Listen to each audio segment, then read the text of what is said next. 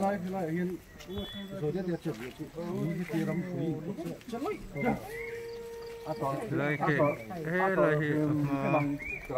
mà mấy phần này mà tụi nó cứ cáiนั้นlại sẽ vét ta màเราซื้อให้แต่ละหิวไอ้นะตอนถ้าเราซื้อเนี่ยตาที่ตอนเล่อันนี้ส่วนช้าเวลการเวลกงให้สัมภาระกงให้บล็อกไม่เท่เนี่ยส่วนนี้บ่อยชักก็ไม่ต้องนับเป็นจะสิบิเห็นความเสียเลยเนี่ย